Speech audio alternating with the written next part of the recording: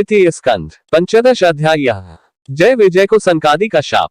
श्री मैत्रेय जी ने कहा, विदुर जी, दिति को अपने पुत्रों से देवताओं को कष्ट पहुंचने की आशंका थी, इसलिए उसने दूसरों के तेज का नाश करने वाले उस कश्यप जी के तेज वीर्य को 100 वर्षों तक अपने उदर में ही रखा। उस गर्भस्थ तेज से ही लोकों में सूर्यादि का प्रकाश क्षीण होने लगा तथा इंद्रादि लोकपाल भी तेजोहीन हो गए। तब उन्होंने ब्रह्मा जी के पास जाकर कहा कि सब दिशाओं में अंधकार के कारण बड़ी अव्यवस्था हो रही है। देवताओं ने कहा, भगवान, काल आपकी ज्ञान शक्ति को कुंठित नहीं कर सकता, इसलिए आपसे कोई बात छिपी नहीं है। आप इस अंधकार के विषय में भी जानते ही होंगे, हम तो इससे बड़े ही भयभीत हो रहे हैं। देवाधिदेव, आप जगत के रचयिता और समस्त लोकपालों के मुकुटमणि हैं। आप छोटे बड़े सभी जीवों का भाव जानते हैं। देव ताओ विज्ञान बल संपन्न है। आपने माया से ही यह चतुर्भुज रूप और रजोगुण स्वीकार किया है। आपकी उत्पत्ति के वास्तविक कारण को कोई नहीं जान सकता। हम आपको नमस्कार करते हैं। आप में संपूर्ण भुवन स्थित है। कार्य कारण रूप सारा प्रपंच आपका ही शरीर है, किंतु वास्तव में आप इससे परे हैं। जो समस्त जीवों के उत्पत्ति स्थान आपका अनन्य भाव से ध्यान करते हैं, उन सिद्ध योगियों का किसी प्रकार भी ह्रास नहीं हो सकता, क्योंकि वे आपके कृपा कटाक्ष से कृतकृत्य हो जाते हैं तथा प्राण, इंद्रिय और मन को जीत लेने के कारण उनका योग भी परिपक्व हो जाता है। रस्सी में बंधे हुए बैलों की भांति आपकी वेदवाणी से जकड़ी हुई सारी प्रजा आपकी अधीनता में नियम पूर्वक कर्मानुष्ठान करके आपको बलि समर्पित करती है। आप सबके नियंता मुख्य प्राण हैं। हम आपक नमस्कार करते हैं। भूमन, इस अंधकार के कारण दिन रात का विभाग अस्पष्ट हो जाने से लोगों के सारे कर्म लुप्त होते जा रहे हैं, जिससे वे डहकी हो रहे हैं। उनका कल्याण कीजिए और हम शरणागतों की ओर अपनी अपार दया दृष्टि से निहारिए। देव, आग जिस प्रकार ईंधन पकड़कर बढ़ती रहती है, उसी प्रकार कश्यप जी के वीर्य से स्थापित हुआ यह दिति का गर्भ सारी दिशाओं को अंधकार में करता हुआ क्रमशः बढ़ रहा है। श्री मैत्रेय जी कहते हैं, महाबाहो, देवताओं की प्रार्थना सुनकर भगवान ब्रह्मा जी हंसे और उन्हें अपनी मधुर वाणी से आनंदित करते हुए कहने लगे। श्री ब्रह्मा जी ने कहा, देवताओं, तुम्हारे पूर्वज मेरे मानस पुत्र सनकादि लोकों की आसक्ति त्याग कर समस्त लोकों में आकाश मार्ग से विचरा करते थे। एक बार वे भगवान विष्णु के शुद्ध सत्वमय सब लोकों के शिरोभाग में स्थित वैकुंठ धाम में जा पहुंचे। वहां सभी लोग विष्णु रूप होकर रहते हैं और वह प्राप्त भी उन्हीं को होता है, जो अन्य सब प्रकार की कामनाएं छोड़कर केवल भगवत चरण शरण की प्राप्ति के लिए ही अपने धर्म द्वारा उनकी आराधना करते हैं।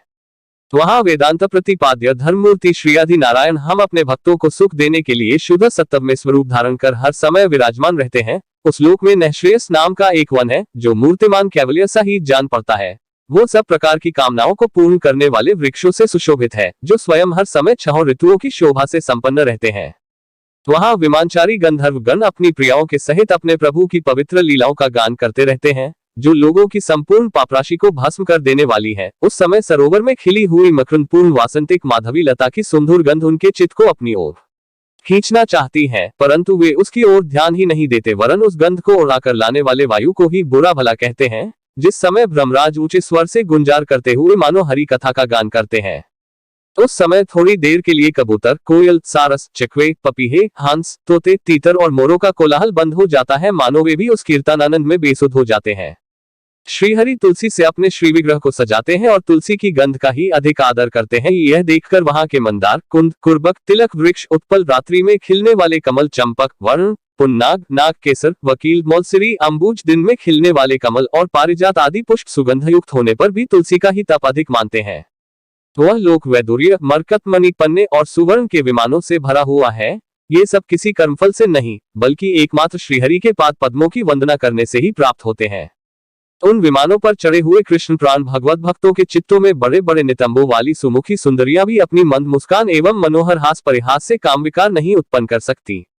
परम सौंदर्यशालिनी लक्ष्मी जी, जिनकी कृपा प्राप्त करने के लिए देवगण भी यत्नशील रहते हैं, श्रीहरि के भवन में चंचलता रूप दोष को त्याग कर रहती हैं। जिस समय अपने चरण कमलों के नूपुरों की झनकार करती हुई वे अपना लीलाकमल घुमाती हैं, उस समय उस कनक भवन की स्फटिकमय दीवारों में उनका प्रतिबिंब पड़ने से ऐसा जान पड़ता है मानो वे उन्हें बुहार रही हो।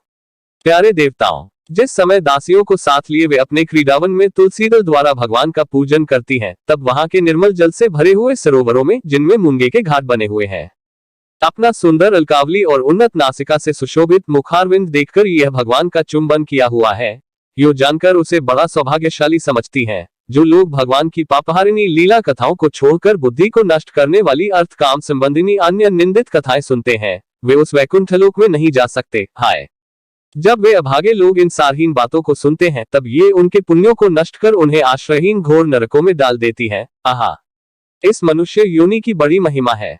हम देवता लोग भी इसकी चाह करते हैं। इसी में तत्वज्ञान और धर्म की भी प्राप्ति हो सकती है। इसे पाकर भी जो लोग भगवान की आराधना नहीं करते वे वास्तव में उनकी सर्वत्र फैली हुई माया से ही मोहित हैं। देवाधिदेव श्रीहरि का निरंतर चिंतन करते रहने के कारण जिनसे यमराज दूर रहते हैं, आपस में प्रभु के सुयश की चर्चा चलने पर अनुरागजन्य विह्वलतावश जिनके नेत्रों से अविरल अश्रुधारा बहने लगती है तथा शरीर में रोमांच हो जाता है और जिनके से शील स्वभाव की हम लोग भी इच्छा करते हैं, वे परम भागवती हमारे लोकों से ऊपर उस वैकुंठ धाम में जाते हैं। जिस समय सनकादि मुनि विश्व गुरु श्री हरि के निवास स्थान संपूर्ण लोकों के वंदनीय और श्रेष्ठ देवताओं के विचित्र विमानों से विभूषित उस परम दिव्य और अद्भुत वैकुंठ धाम में अपने योग बल से पहुंचे, तब उन्हें बड़ा ही आनंद हुआ। भगवत दर्शन की लालसा से अन्य दर्शनीय सामग्री की उपेक्षा करते हुए वैकुंठ धाम की 6 जोड़ियां पार करके जब वे 7वीं पर पहुंचे, तब वहां उन्हें हाथ में गदा लिए 2 समान आयु वाले देव श्रेष्ठ दिखाई दिए, जो बाजूबंद, कुंडल और किरीट आदि अनेकों अमूल्य आभूषणों से अलंकृत थे। उनकी 4 श्यामल भुजाओं के बीच में मतवाले मधुकारों से गुंजायमान वनमाला सुशोभित थी तथा बाकी भौहें, फड़कते हुए नासिकारंध्र और अरुण नयनों के कारण उनके चेहरे पर कुछ क्षोभ के से चिन्ह दिखाई दे रहे थे। उनके इस प्रकार देखते रहने पर भी वे मुनिगण उनके बिना कुछ पूछताछ किए, जैसे सुवर्ण और वज्रमय किवाड़ों से युक्त पहली 6 ड्योरी लांघ कर आए थे, उसी प्रकार उनके द्वार में भी घुस गए। उनकी दृष्टि तो सर्वत्र समान थी और वे निःशंक होकर सर्वत्र बिना किसी रोक टोक के विचरते थे। वे चारों कुमार पूर्ण अत्वज्ञ थे तथा ब्रह्मा की सृष्टि में आयुध में सबसे बड़े होने पर भी देखने में 5 वर्ष के बालकों से जान पड़ते थे और दिगंबर वृत्ति से नंग धड़ंग रहते थे। उन्हें इस प्रकार निसंकोच रूप से भीतर जाते देख उन द्वारपालों ने भगवान के शील स्वभाव के विपरीत सनकादि के तेज की हंसी उड़ाते हुए उन्हें बेतड़ाकर रोक दिया। यद्यपि वे ऐसे दुर्व्यवहार के योग्य नहीं थे, जब उन द्वारपालों ने वैकुंठवासी देवताओं के सामने पूजा के सर्वश्रेष्ठ पात्र उन कुमारों को इस प्रकार रोका, तब अपने प्रियतम प्रभु के दर्शनों में विघ्न पड़ने के कारण उनके नेत्र सहसा कुछ क्रोध से लाल हो उठे और वे इस प्रकार कहने लगे। मुनियों ने कहा, अरे द्वारपालों, जो लोग भगवान की महती सेवा के प्रभाव से इस लोक को प्राप्त होकर यहाँ निवास करते हैं, वे तो भगवान के समान ही समदर्शी होते हैं। तुम दोनों भी उन्हीं में से हो, किंतु तुम्हारे स्वभाव में यह विषमता क्यों है? भगवान तो परम शांत स्वभाव है, उनका किसी से विरोध भी नहीं है, फिर यहाँ ऐसा कौन है जिस पर शंका की जा सके? तुम स्वयं कपटी हो, इसी से अपने ही समान दूसरों पर शंका करते हो। भगवान के उदर में यह सारा ब्रह्मांड स्थित है, इसीलिए यहाँ रहने वाले ज्ञानीजन सर्वात्मा श्रीहरि से अपना कोई भेद नहीं देखते, बल्कि महाकाश में घटाकाश की भांति उनमें अपना अंतर्भाव देखते हैं। तुम तो देवरूपधारी हो, फिर भी तुम्हें ऐसा क्या दिखाई देता है जिससे तुमने भगवान के साथ कुछ भेदभाव के कारण होने वाले भय की कल्पना कर ली? तुम हो तो इन भगवान वैकुंठनाथ के पार्षद, किंतु तुम्हारी बुद्धि बहुत मंद है। अतएव तुम्हारा कल्याण करने के लिए हम तुम्हारे अपराध के योग्य दंड का विचार करते हैं।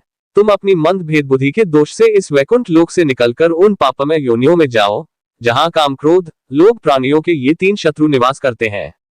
सनकादि के ये कठोर वचन सुनकर और ब्राह्मणों के शाप को किसी भी प्रकार के शस्त्र समूह से निवारण होने योग्य न जानकर श्रीहरि के वे दोनों पार्षद अत्यंत दीनभाव से उनके चरण पकड़कर पृथ्वी पर लौट गए। वे जानते थे कि उनके स्वामी श्रीहरि भी ब्राह्मणों से बहुत डरते हैं। फिर उन्होंने अत्यंत आतुर होकर कहा, भगवान, हम अवश्य अपराधी हैं, अतः आपने हमें जो दंड दिया है वह उचित ही है और वह हमें मिलना ही चाहिए। हमने भगवान का अभिप्राय न समझकर उनकी आज्ञा का उल्लंघन किया है, इससे हमें जो पाप लगा है वह आपके दिए हुए दंड से सर्वथा धुल जाएगा। किंतु हमारी इस दुर्दशा का विचार करके यदि करुणावश आपको थोड़ा सा भी अनुताप हो तो ऐसी कृपा कीजिए कि जिससे उन अधमाधम योनियों में जाने पर भी हमें भगवत स्मृति को नष्ट करने वाला मोह न प्राप्त हो।